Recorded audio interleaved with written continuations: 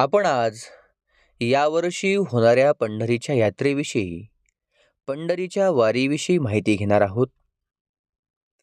पंढरपूर हा भारताच्या महाराष्ट्र राज्यातील सोलापूर जिल्ह्याचा एक तालुका आहे. पंढरपूर हे गाव भीमा नदीच्या चंद्रभागा काठावर वसले आहे. पंढरपूरला पंढरी असेही म्हणतात. पंढरपूरची लोकसंख्या 53,638 1971ला होती. पंढरपूर हे सोलापूरच्या पश्चिमेस 71 किलोमीटरवर भीमा नदीच्या उजव्या तीरावर समुद्रसपाटीपासून 450 मीटर उंचीवर आहे.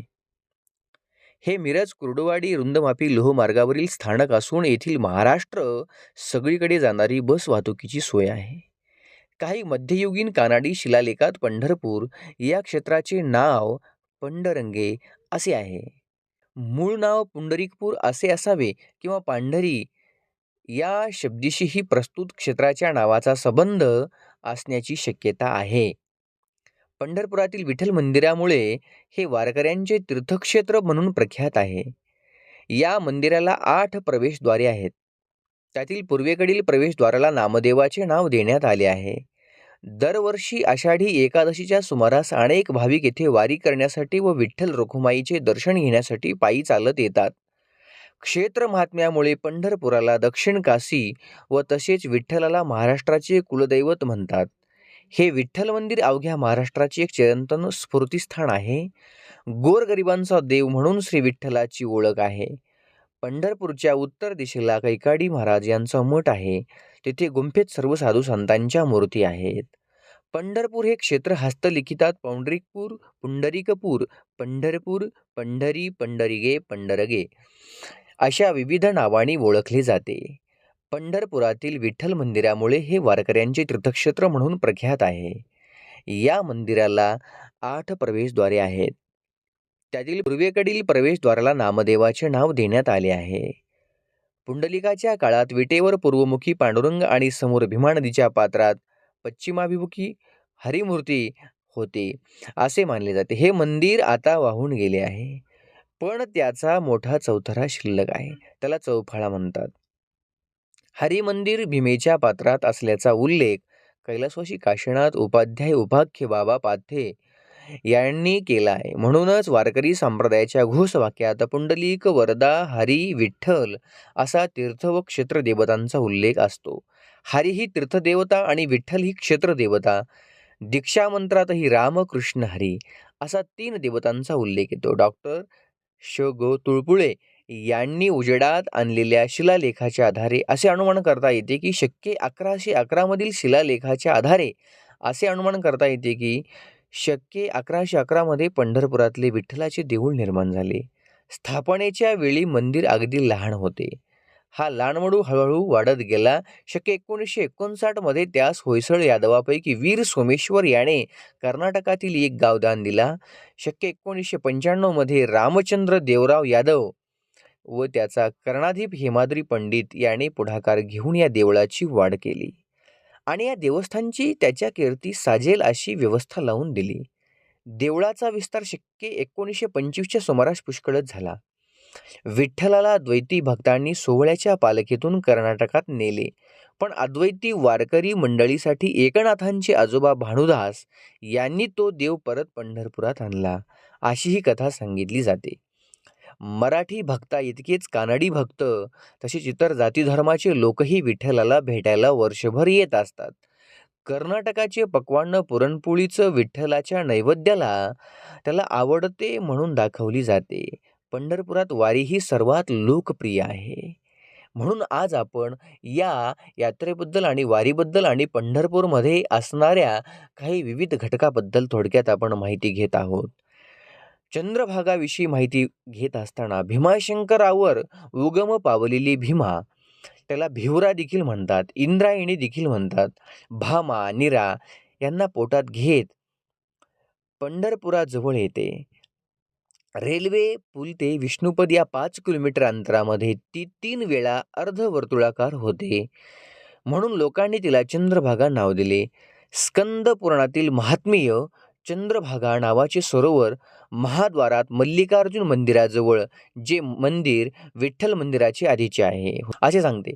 तर संत जनाबाई भीमा आणि चंद्रभागा तुझ्या चरणीच्या गंगा, असा दोन्ही नद्यांचा उल्लेख करतात. पंढरपूर सोडले की चंद्रभागा पुन्हा नाव बदलते. नद्यांचा अभ्यास करणाऱ्यांना हे नावाचे कोडे उलगडलेले अद्यापही नाही. इसवी सन 1850 सालच्या सुमारास चौफाळा भागात मुरलीधराचे मंदिर बांधताना, पाया खणताना फार मोठा वाळूचा पट्टा तिथे सापडला होता. म्हणजे विठ्ठलाच्या पूर्वेस व पश्चिमेस दोन्हीकडे जलप्रवाह होते असे दिसते. काळाच्या ओघात आता काही नाही.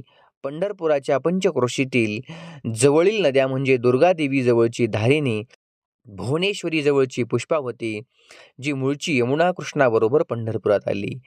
संध्यावळी जवळच्या शिशुमाला, भीमासंगम, उत्तरेकडे पंचगंगा, क्षेत्रामध्ये तुंगा, सती, सुना, भृंगारी आणि पंचगंगा यांचा भीमेशी संगम होतो. त्यामुळे संत मंडळी अभंगातून बऱ्याच वेळा भीमा भिवरा काठी देव असल्याचा उल्लेख करतात. पर्यावरणीय ऱ्हास. थोडक्यामध्ये माहिती, भीमा नदीमध्ये प्रचंड प्रदूषण झाले आहे. पुणे, पिंपरी चिंचवडपासून ते पंढरपूरपर्यंत अनेक साखर कारखाने आणि दूषित पाणी या नदीच्या पात्रामध्ये सोडतात. या नदीचे प्रदूषण रोखण्यासाठी महाराष्ट्र राज्य सरकारने नमामि चंद्रभागा अभियान हाती घेतले आहे. यामध्ये भीमाशंकरपासून ते रायचूरपर्यंत या नदीचे प्रदूषण रोखण्यासाठी उपाययोजना करण्यात येणार आहेत. त्याचबरोबर चंद्रभागा वाळवंटात घाट बांधणी, स्वच्छता, नदीकाठी वृक्ष लागवड अशा विशेष गोष्टीवर भर देण्यात येणार आहे. हा नदीचे रूप पालटण्याचा प्रयत्न आहे. अद्याप त्यावर ठोस काम होणे अपेक्षित आहे. नमामि चंद्रभागा ही योजना सरकारद्वारे 2015 साली सुरू करण्यात आली आहे. पण या योजनेचे काम खूप मंद गतीने सुरू झाले आहे. पण या योजनेअंतर्गत कदाचित चंद्रभागा नदीची झालेली दुरावस्था नीट होईल. पंढरपूरमध्ये वर्षातून 4 एकादशांना 4 यात्रा भरतात. चैत्री, आषाढी, माघी व कार्तिकी. त्यातील आषाढी एकादशीला भरणाऱ्या यात्रेत 10 ते 15 लाख भाविक सहभागी होतात. पंढरपूरला मराठी संस्कृती घडवणाऱ्या थोर भागवत धर्मीय संतांनी नावारूपास आणलेली महाराष्ट्राची आद्य व पवित्र तीर्थक्षेत्र मानतात. पुंडलिकाच्या काळात विटेवर पूर्वमुखी पांडुरंग आणि समोर भीमा नदीच्या पात्रात पश्चिमामुखी हरिमूर्ती असे मानले आहे. हे मंदिर आता वाहून गेले आहे, पण त्याचा मोठा चौथरा शिल्लक आहे. त्याला चौफाळा म्हणतात. हरिमंदिर भीमेच्या पात्रात असल्याचा उल्लेख आहे.